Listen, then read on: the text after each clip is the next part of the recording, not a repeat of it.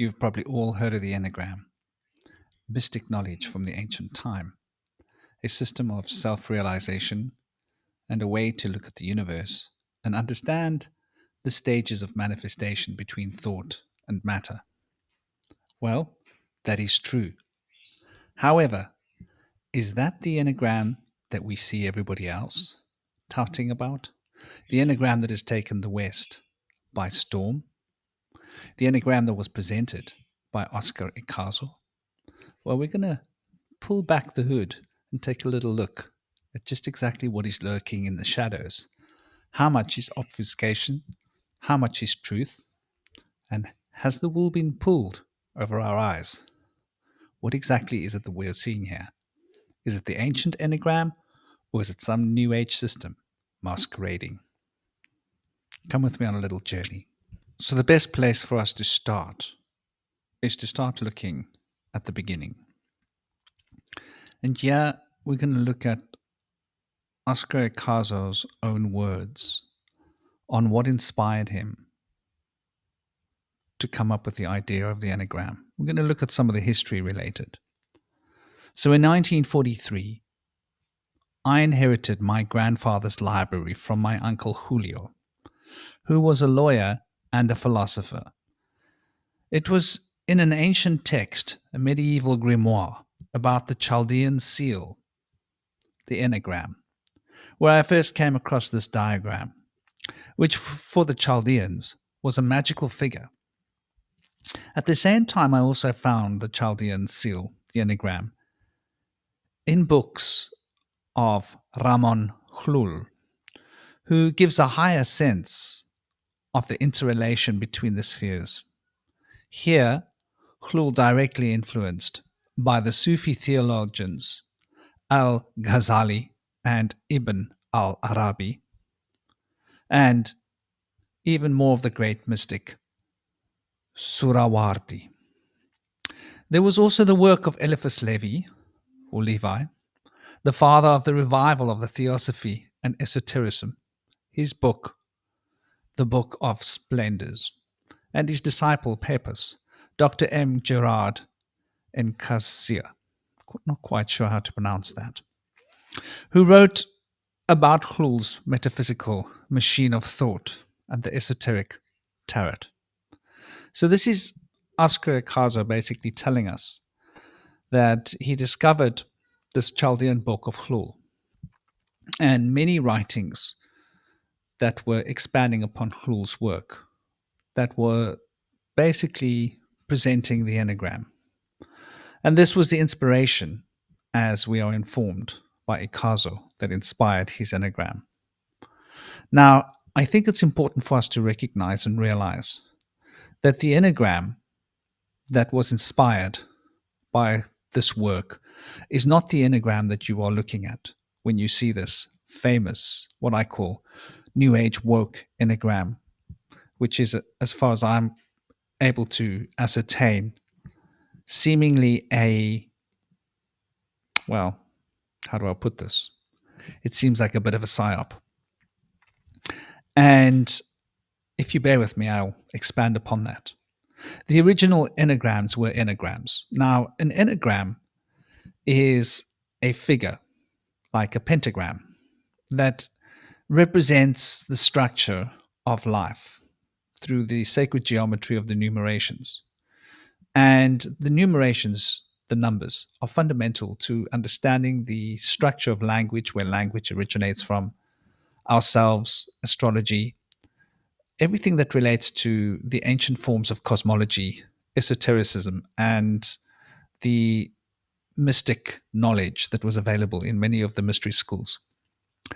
When we consider numerology, to this day it is used fundamentally in India, in the Middle East, in the West, many places around the world. Many people in the know don't do much without checking in with a numerologist or an astrologer. And number and planetary influences are very closely aligned. Now, it's important for us to recognize at this point that the Chaldeans were very much respecting numbers. They ruled their world according to numbers. Numerology was shall we say, Chaldea was the home of numerology. It had actually arisen prior to Chaldea, had come from Persia and obviously ancient roots, Persia, Sanskrit roots. Many of the ancient cultures seem to come from a singular linked global world culture. I don't know whether to call it global, but let's say a world culture. And it seems evident that much of that knowledge related to what we can see retrospectively as mystic knowledge, sacred geometry being at the core of such mystic knowledge. Considering this, we need to look at this New Age Enneagram that has been presented to us, that Ichazo got. Firstly, the picture that you're seeing now is not an Enneagram. I want to be clear about this.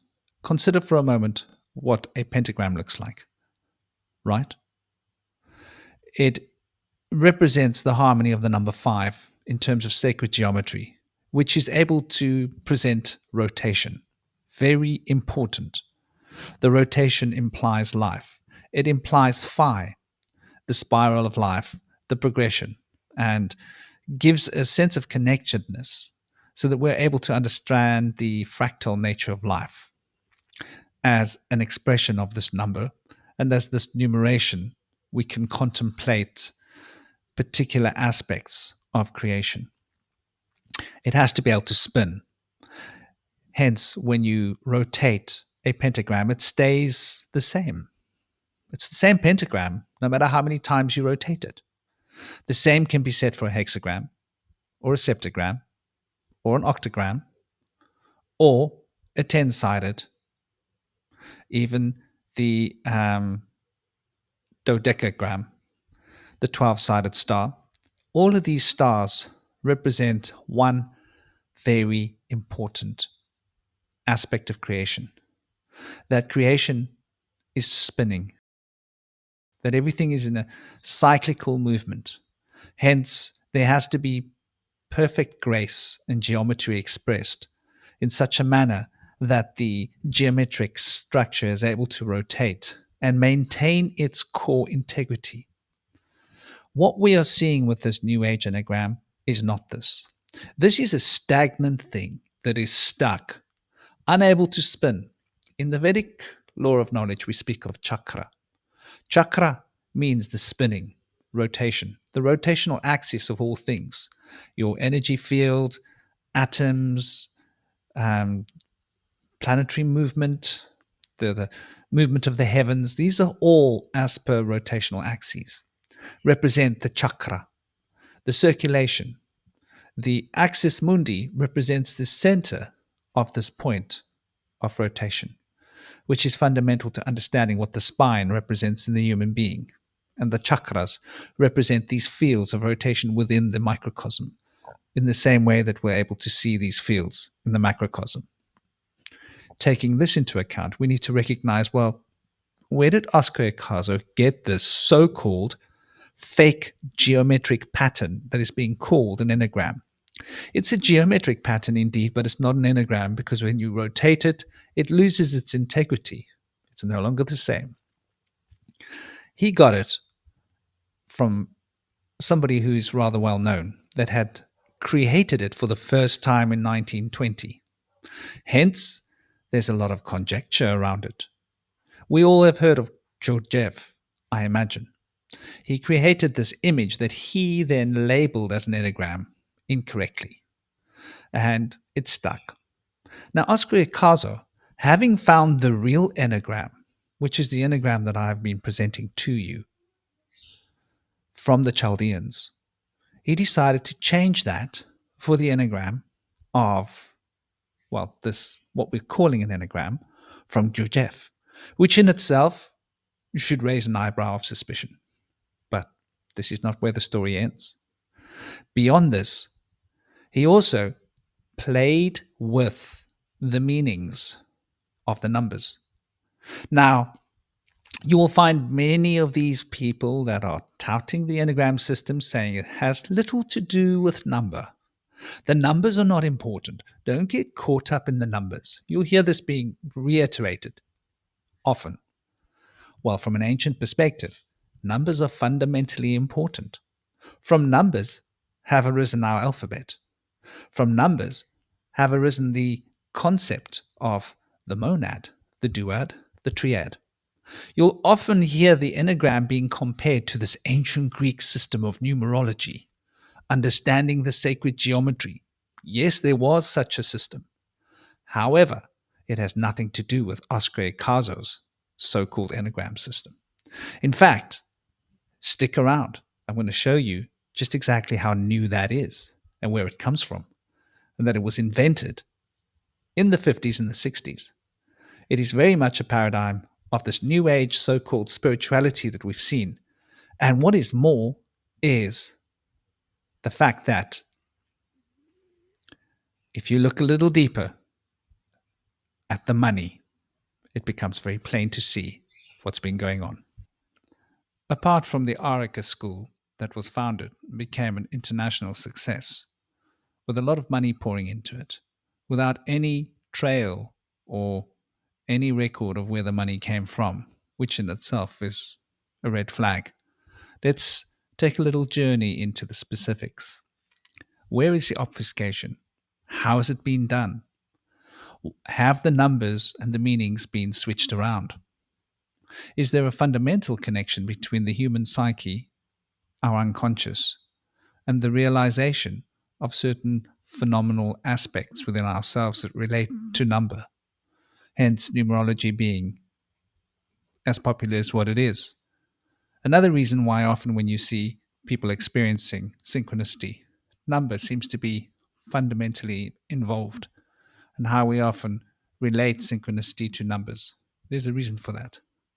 Here's a little bit of a live that I did a while ago where we're looking into the specifics of how the woke occult has been constructed and how the Enneagram has been a massive tool used by the New Age foundations to enable this wokeness in the occult sphere.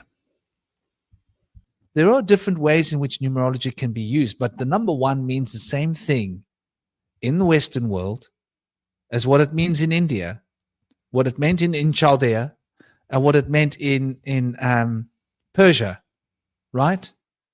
The number one has the same meaning. The same. And the number one even has the same meaning in China, if you can see it. If you don't get obfuscated. And this is actually one of the reasons why I have made a point of bringing out this Enneagram, right? So that people can see this. This isn't mine. I'm not responsible for this Enneagram. I have just added these words on here. But these represent the actual numbers, like what they mean. Like one is about leadership. So I want to just actually point something out here, and I want to show you something here that's quite important to appreciate, right? And I'll try to be quick about this. So this is the number that this is the woke one. So this guy was 22 years old, right? The guy who invented this system was 22 years old. And when he was 22, he had a fully fledged system that he put together from what he says. This is Oscaria. What's his name? Not Oscaria. Ichazo. His name is Ichazo, right? Now, this Ichazo guy had basically made up this one. And he was 22 years old. Suddenly he was connected to the who's who of the media world in those days. We're talking about the 1960s, right? And he had then the 1950s going to the 60s. He had then had all these connections, and suddenly he was being interviewed at age 22. He got put into press publications. He was given prominent places to speak in universities to teach the system at age 22, which he had gotten from Chaldean books, which he had changed the meanings, changed the geometry, changed everything. And I want you to look at these numbers because this is really important to understanding like basic occult principles. The number 9, the peacemaker. This is what people are out there teaching you, that this is what the number 9 represents. But if you go, you can even Google what number 9 means. Did you know that? And you can even literally find here. Okay, so the number 9 is actually associated with activism. It represents humanitarianism, compassion, idealism, and is a deep desire to serve others and make the world a better place, right? So people that are connected to number 9 are people that are drawn to careers of with causes that involve social change. And so that's quite an important thing to consider when we consider just exactly what this means, right? So there we've got the number 9. Now, let's see what they say here. They say it's the peacemaker. Okay, that's very interesting.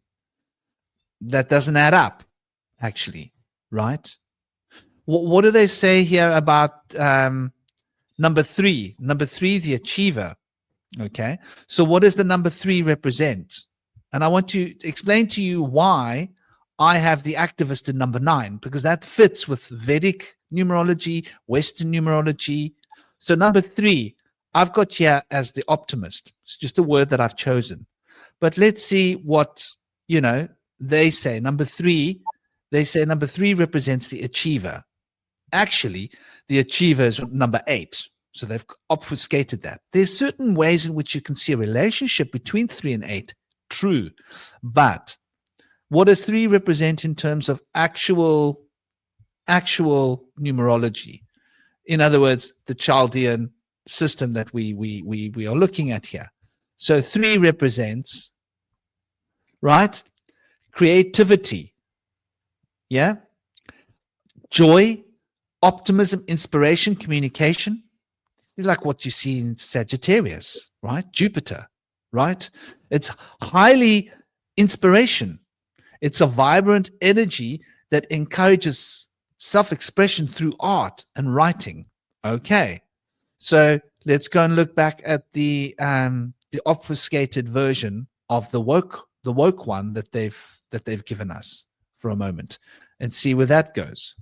Yeah, we look at the Oscar, the Ichazo version, and we see the number 3, the achiever, right?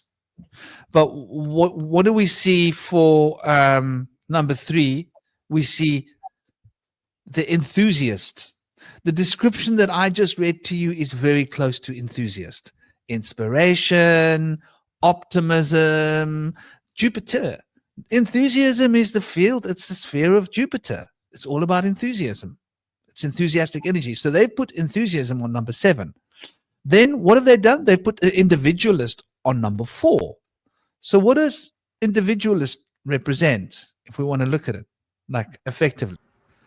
Even the AI is not going to be able to lie about this, right? Yes, numerology links the number 3 with enthusiasm. Number 3 is often seen as representing creativity, optimism, joy, traits that manifest are enthusiastic and vibrant spirits. Okay, so there we found another obfuscation. Number 7. Let's see what they say about number 7. 7, it's changed that. 7 numerology represents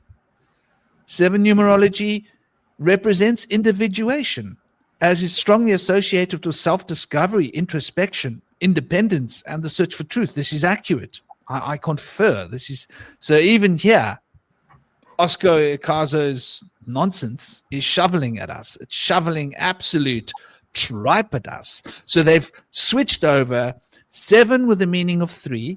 No, 7 with they've put 4. They've put the individualist on 4 when it should be on 7. They've put the achiever on 3 when the achiever should be on 8. Okay, let's see what they say about 8 numerology. In numerology, the number 8 strongly symbolizes ambition, power, financial success, and achieving significant goals. Individuals associated with number 8 are seen as determined, authoritative. So this is high power, motivated energy of number 8 that represents achieving your goals. So there we go.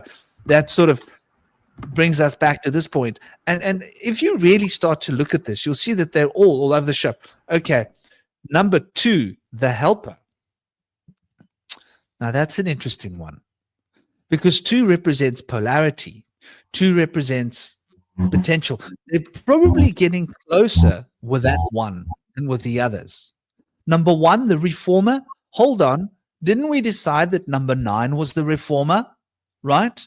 The 9 is all about, remember what we said about number 9? 9 is about activism, and it's about reformation, about a renaissance, changing the world for the better. So they've put the number of the reformer next to 1 when it should have actually been, if you were following the Chaldean system of numerology, which is where Oscar Ichazo says he got it from.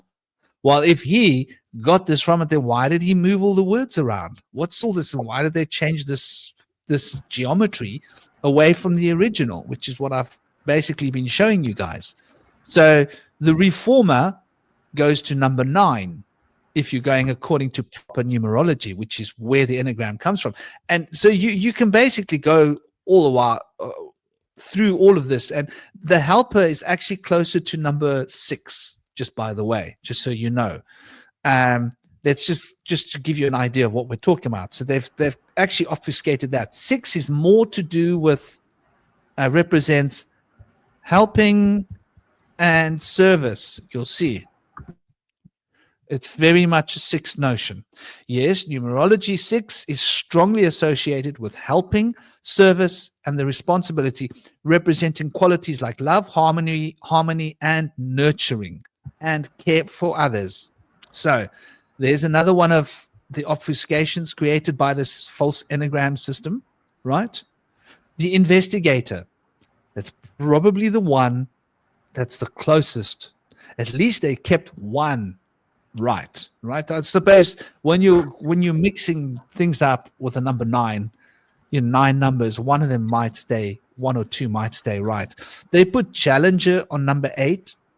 Challenger is actually more like the number 9, because the challenger and the reformer are really the same thing, right? So they're playing with words, they're playing with obfuscation here. And when you start to do this, you're actually creating a false woke narrative.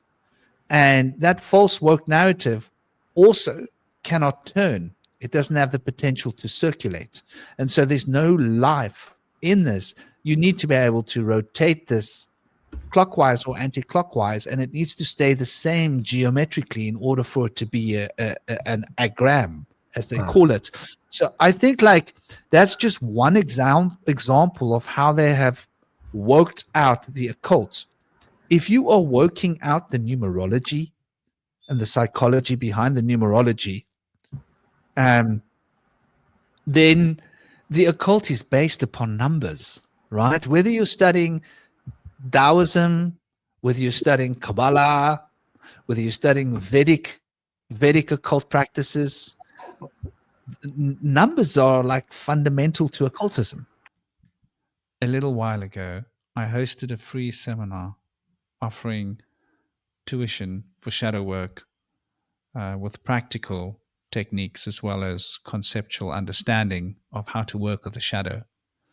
And I used the Enneagram framework, the original Chaldean Enneagram framework, which is based upon the numerology from India, the numerology from Persia, which we know as Chaldean, which is essentially what we have as the meanings of numbers, and put it together in a framework using the Enneagram, which I'm going to share with you here, and it will give you an insight into how different the Enneagram ideas are, because I'm going to compare the fake New Age Ichazo Enneagrams ideas of the shadow as it's projected into the Enneagram with the real actual principles of numerology as they relate to the shadow.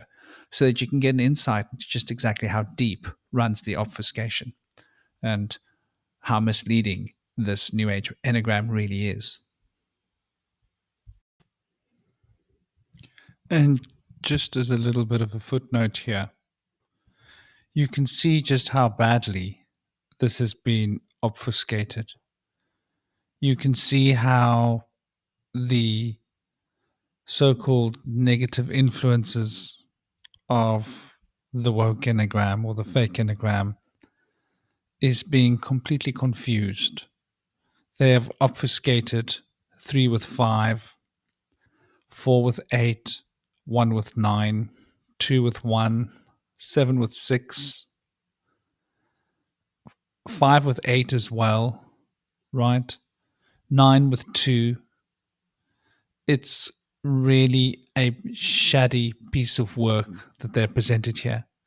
And anybody that's using this enneagram is going to incorrectly understand the archetypes and make some kind of progress in the way that one can use a broken tool to do a job.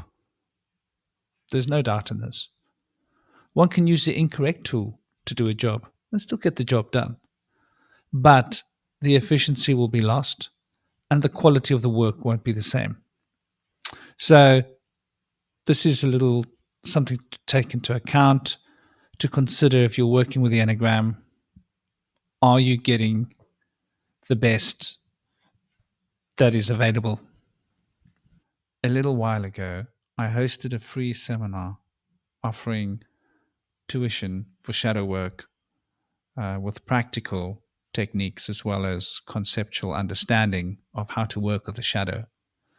And I used the Enneagram framework, the original Chaldean Enneagram framework, which is based upon the numerology from India, the numerology from Persia, which we know as Chaldean, which is essentially what we have as the meanings of numbers, and put it together in a framework using the Enneagram, which I'm going to share with you here, and it will give you an insight into how different the Enneagram ideas are, because I'm going to compare the fake New Age Ichazo Enneagram's ideas of the shadow as it's projected into the Enneagram with the real actual principles of numerology as they relate to the shadow, so that you can get an insight into just exactly how deep runs the obfuscation and how misleading this New Age Enneagram really is. And just as a little bit of a footnote here, you can see just how badly this has been obfuscated. These 9 elements, and you can put different elements. So the sun represents egoism and insensitivity, because the sun and the egoism and insensitivity are the negative traits of the number 1. On a positive level, it represents integrity. It represents a powerful creative impulse of self-expression. Very positive and powerful, strong people have that number 1. Number 2, in its positive form, it represents empathy that becomes intuitive, that you'll just understand the people that you're in contact with. Though the hypersensitivity and the impressionabilism means like you'll look up to people, you'll meet people, you'll be easily impressed by people. If you're easily impressed by people, you need to focus on this number 2. You need to look at it. So understanding your astrology, understanding the numbers around your name, the numbers around who you are, can give you insights to these numbers, where you've got strengths, where you've got weaknesses. Optimism. Right. So me, okay, let me break myself down a little, yeah. So I'm a number 1 on one level, right? My psychic number is a number 1. I'm born on the 1st, right? I'm born on the 8th month, so there's an element of that. My number breaks down to number 4, so that's builder. Builder represents knowledge, right? Number 4 represents that structure of that structure through which we can experience information. Builders have got to know what they're doing, got to be organized, got to have a clear plan of what they want to do. focus. You don't break the concentration of a builder, not easily. But there's that stubborn element and can become controlling, something I've had to watch. My name number's number 9, so I'm fundamentally an activist. I can be very impulsive, and I can get frustrated when I feel like I'm being... liberty is a big part of this number 9. There's a humanitarian element to it. So it's not particularly selfish, where the number 8 can be more selfish focused, right? So there's a selfishness element that can be here, which can be a weakness from the materialism and the competitive. I want to get everything for myself. I want to win. I want to get all the prestige. I want to get all the resources. Activism, the impulsiveness and the frustration means like things aren't happening quick enough. I want to make things better. I want to change things. So the 9 then becomes, embroiled in that particular dynamic. Like, I've got to be a trailblazer. The leader means like, I don't have time to deal with your nonsense. This is the mission. We're on the mission. Like, get with the program. I'm not tuning into your feelings. You can make people feel unheard. You can make people feel disrespected, make people feel unvalued. Quality of number 1. Careful. This is something I have to watch with. My son is in my midhaven, number 1, and it's in Leo, number 1. So I've got to watch for that. My name being a 3, 6, and a 9, right? But breaking down to 9. Once again, number 108, my names, means that some part of me can be competitive. Some part of me can be materialistic. Wanting, like, there can be a greediness. So how do you work with that energy? You move towards the opposite spectrum of it, right? Make a point of trying to give other people a chance. Make a point of not trying to just win. Like, you literally conscientiously become aware of, okay, oh, this is me wanting to, just let it be. Let it be. That's a powerful mantra for Saturn, for example. 3, I can be overconfident. And when I'm overconfident, I can become scattered. I want to do this. I want to do that. I can have lots of ideas in my head, lots of like powerful creative impulses, right? That's great. That creativity is wonderful.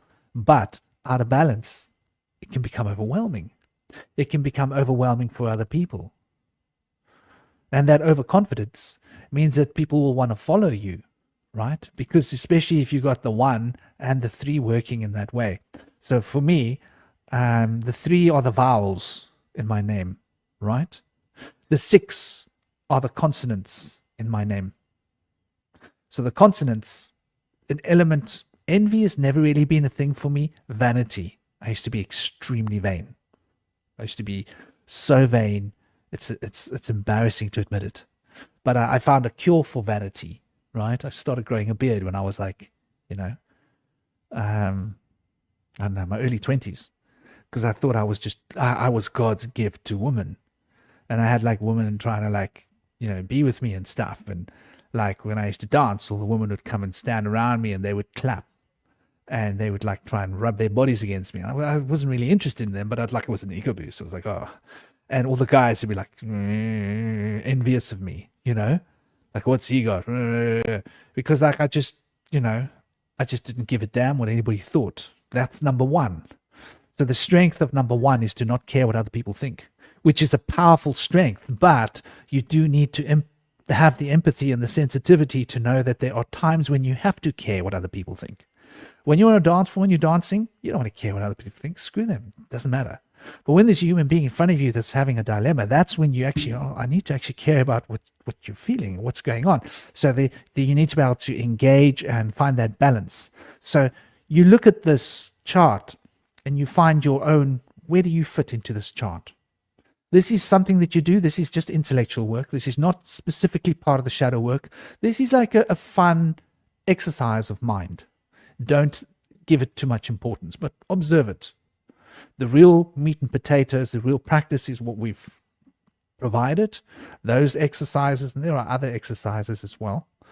But looking at this can be quite powerful, looking at your astrology as it relates to this. So the builder, you know what's right, What is a fact?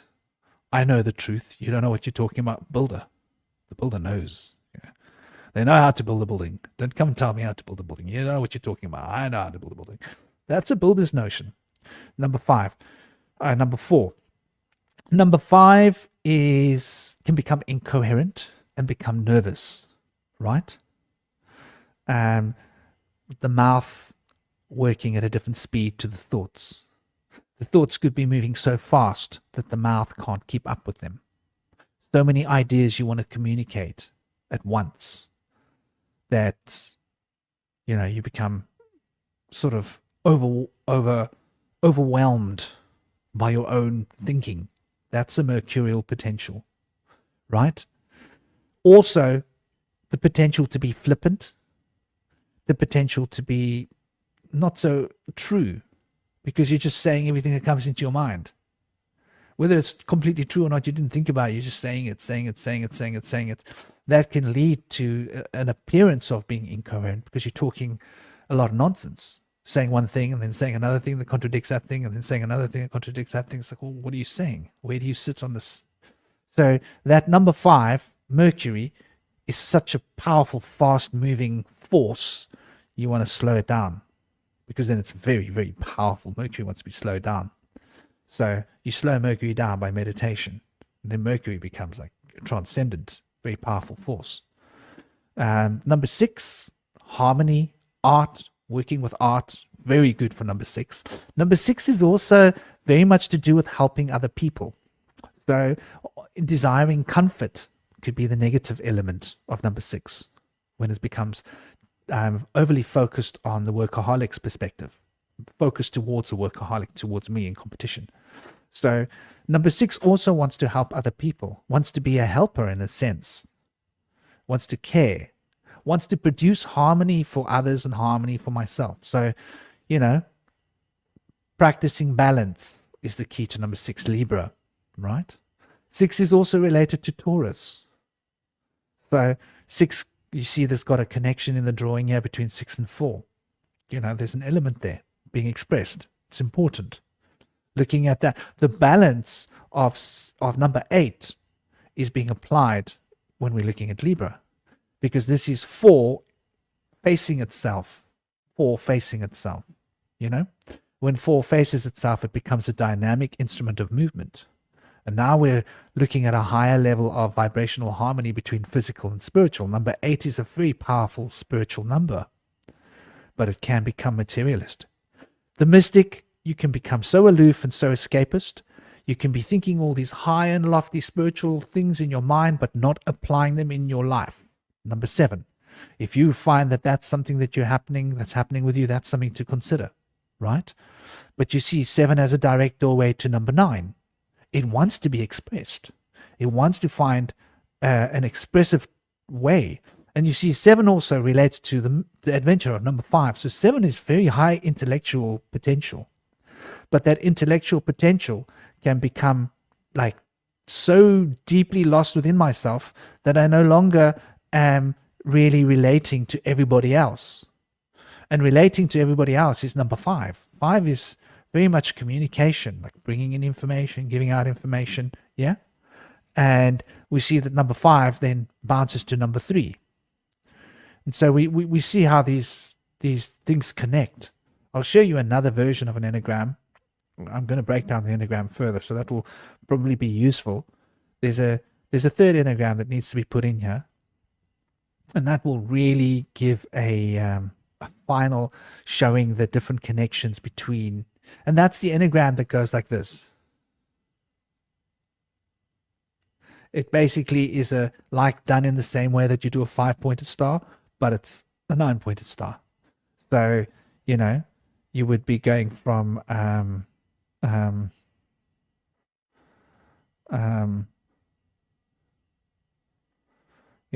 and 5 up, and then you'll be going there, and you'll be going from there to 8 and 7, like connecting with its opposite number, but going all the way around. Anyway, when you see the picture, it will make more sense. So, understanding these forces, and these elements, Saturn, Saturn's place in your chart, 7 is obviously Neptune, but it relates to your south node. 4 is obviously the north node, but it also has an element of Uranus. Uranus has got a powerful vibrational connection with the sun. Neptune has got a powerful vibrational connection with the moon. They stand almost as a duet in a sense. So Saturn and Jupiter are effectively in a state of opposition, if you will. Mercury and Mars have this interesting relation between them, where Mercury represents change, Mars represents completion, So to understand, and the completion of Mars is why Mars is so headstrong. They want to get to the end of the journey. They don't have time to waste nonsense and this and this. They want to get done. They want to move forwards. That's why they can be so impulsive and why they can be frustrated when things aren't happening quickly enough. Right? Aries people, you know what I'm talking about. I've got Mars in conjunction with my moon. So, there's a powerful element. This is why 9 is so important to my name. You see it in the astrology pointing back at you. So, yeah, understanding your horoscope, understanding the numbers, they govern your name, the numbers of your birth, important. Understanding the numbers. I live at number 10. Why do I live at number 10? Well, number 10, I'm psychic number 1. So I have manifested my psychic number in my home. So what does that mean? What does it mean to be a psychic number 1? Go and do these, find out what your number is, and go do a little bit of research into the numerology. And use the numerology to observe different currents of yourself. By observing yourself in numerology, you're going to go, well, I'm not like that. Well, I am like that. And you go, oh, why do you want to believe you're like that? Oh, why do I want to believe I'm like that? Why do you want to believe you're not like that? You see, just ask questions and then let it be. That will stimulate, and at some point doing your actual shadow work practice, that will come to consciousness, and that'll be the point where, it starts to stimulate deeper currents. One more thing. If there are any of you great researchers out there, like many of you are, that are able to actually find some information about where the money came from to launch this Ichazo school, I would really appreciate hearing from you. Let me know in the comments. And I'd also appreciate for you to express yourself. Tell me what you think. What are your experiences? Have you been using this other Enneagram? Has it produced some relevant usefulness? I'm sure it does have relevant usefulness. And I think it's important here for me to express to you that, there may be some good that can come of it initially. Sort of like going to a martial arts school and learning bad technique and bad form. It's sometimes better initially than learning nothing, but in the long run, it catches up with you. Because sooner or later, you end up hurting yourself. So, you might be doing okay with bad martial arts technique and training away until you're a bit older and you realize you've got problems with your elbows or your knees because you haven't learned to do the techniques correctly. These things don't always show up. But I would love to hear what you have to say. So in conclusion of this little presentation, I'd love to leave you with the understanding that one cannot trust the establishment. Unfortunately, it's par for the course in this modern day and age. And there is so much obfuscation. The PhDs are controlled. The doctorates are controlled. It's all by peer review. It's a popularity contest. Science isn't what it used to be. We need to really understand how scientists are governed by funding. And funding is governed by, well, who's got the money? And we know who runs the world, a small group of billionaires. The rest of us don't really have much representation. The farce of politics is what it is.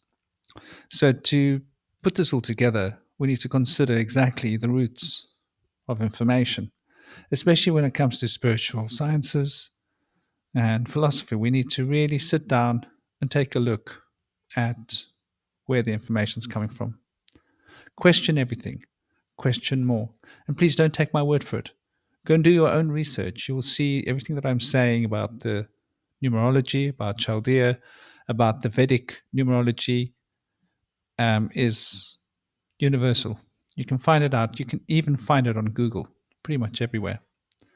So don't be duped by the false Enneagram. Keep it real, keep it sweet, and big love and big blessings to all of you. If you haven't done so already, give a subscribe to the channel, and you'll find there's a lot of really interesting content if you go and look in the podcasts. Sending you all big love, big blessings, peace, honor, and respect.